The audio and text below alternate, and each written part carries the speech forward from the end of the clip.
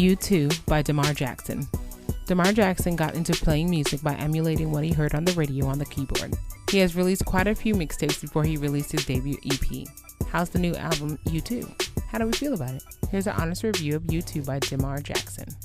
U2, which I'm assuming means unfaithful to, because that is the name of the last project. Okay. Had you ever heard of Damar Jackson before? No, I have not. I don't know how, but Morning After Sex, I had already heard that song. Really? And I'm wondering if it was Escape Tracks, because Escape Tracks be putting some fire. It had to be Escape Tracks. I feel like it was them, but I had heard this joint already, and I was just like, yo, this joint is fire. Because I remember I sent it to Paulette after I heard it again, and I was just like, yo, this song is fire, right? She's like, yeah, we heard it. And I'm like, oh, yeah. Anyway, how you feel about this album artwork, man? It's cool, man. I like the font of the U2 for some reason. I mean, it's simple. But, yeah, it's a nice shot. Cool. Yeah, it's the font is super nice and fancy, man. It looks kind of like sport teamish. You know what I'm saying? He looks serious. He's got the girl right there. I like the diamond chain that he has. Chain looks pretty damn fire. Yeah. I mean, it's a cool, picture. It doesn't give off the unfaithful vibe to me as far as the album cover goes, but, it's cool. Yeah. The flow of this project, man, I don't know why, but I get day 26-ish R&B vibes throughout this whole project, man. It's some pretty smooth R&B, not super witty songwriting, kind of straight to the point, but still gets its point across pretty clean.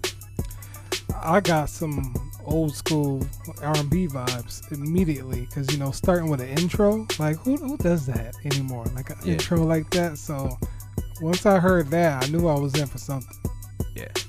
First off, hot takes or high points, whatever you want to call it. Shit. Look, the intro was fire. Yeah. That joint came in. The live instrumentation on that joint sounded amazing. I was just like, man, this is that over the top production that I'm talking about. Yes. So after I heard the intro, I was like, the rest of the project gotta be fire if you starting out with an instrumentation that's that epic. Yeah. So Morning After Sex sounds amazing, man. I love the way he's singing it in the hook and everything like that. The words are super crazy. Yeah. Stretch, another amazing song, really dope, really nicely written. Believe is crazy, man.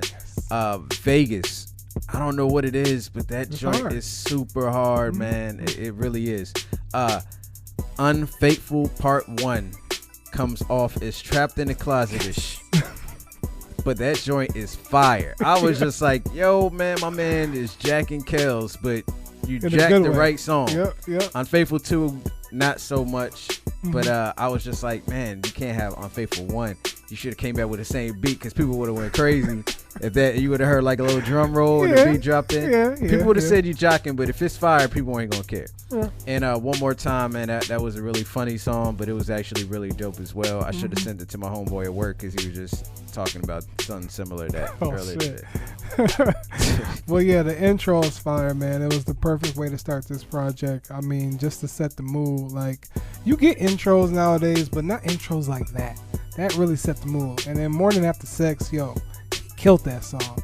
The way the hook was, like, I just really like that nigga next to you. Like, I just really love that note. I'm about to say, you gonna try to hit the note? No, I ain't gonna try. Stretch is really, really dope. Believe is my standout on the album. I just really love the lyrics and how it sounds. Vegas is another one of my highlights as well. It just has a really catchy, like, poppy sound to it, and I think it really worked like that. Yes You Do was really dope. Unfaithful Part 1 and 2 was crazy. Like, I was just like, hold on, because I had it playing in the background. I'm like, yo, Trapped in the Closet? And then when he ended it with she said the pregnancy or whatever like that, I was just like, oh, man, I'm ready for the next part. What happened next? But, we got Unfaithful Part 2, and while it wasn't a direct continuation, it still had the elements and the themes from Part 1, and I like how he carried it over. And even though I don't really believe in One More Time, it's a good song. But he didn't do it, though. I know, he didn't do it. That's why I liked it by the end, because I'm like, nah, bro, you don't want to do that. You don't want to do that. Leave it alone. He was smart. He got the phone call that he was waiting for, and he was just like, As bad as I want to do that, I'm good. I'm good. Lowlights, man. Look, Black Magic is cool, but I wasn't feeling it. I felt like it definitely is a different vibe, but I felt like it switched the vibe of the album at a time where I didn't want it to change. Because maybe if that was number 3, I felt like it would have been organized a little bit better. But to change it that late into the smooth R&B joint, it just felt kind of awkward. You know what I'm saying? So if you're going to switch it up, you got to bang them over the head early, switch it, and then go back. You know what I'm saying? At least that's just my belief. And then my second low light was Unfaithful Part 2, just because, like I said already, man, I was ready for the beat to come back. And I felt like number 2 wasn't as fire as Part 1 was. It's cool, but it wasn't as fire. Yeah, Black Magic was my only low light just because, like you said, in the rotation of the album, it just kind of fell off. But that was about it. Final thoughts, man. Look, man, this is my first time listening to Damar Jackson, but this dude is fire, yo. He knows how to play the damn tuba, the saxophone, the piano, the drums. He's talented? Okay. He said everything they sat him in front of in church, he just picked it up.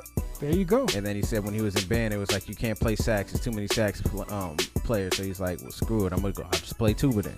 Wow. And then picked up the tuba. So shout out to him. He got that mentality I like to hear. The anything that I can put myself in front of, I can accomplish that. I like that mentality, man. This dude is extremely talented. Great songwriting here. Well, I mean, it's not like witty the way I like it, but like I said, it's to the point. It is if you've ever liked Day 26 or Drew Hill or Jodeci, I'm not saying you're gonna be hearing, like you ain't gonna be hearing that, but you're gonna hear some dope shit that's got that type of vibe to it for sure. You go hear some shit that's gonna be like, yo, this is the set the mood. He got that set the mood music down to a T, and it's definitely going to be something that you will come back to again, especially like songs like Morning After Sex and Believe, because it just got high replayability and everything like that, and he just sounds really great. So I feel like, definitely with all his talents and everything and on with his artistry, he definitely has a lane in this industry for real. Final grade, man. Look, yo, Damar Jackson is getting a check for me. This joint is fire. One of the doper R&B albums we've heard this year, and we've heard quite a bit of dope R&B albums this year. This is dope right here, man. I'm banging with it, man. Check it out. Like, seriously, get this joint and listen, man. You're gonna get some silky some silky vocals, some R&B smooth, the get under the bed sheets style of music, man. Yeah, most definitely I'm gonna get us a check. This is definitely a mood setter. You'll definitely find a handful of tracks that you'll like to put on your playlist, because he got some jams to go for days.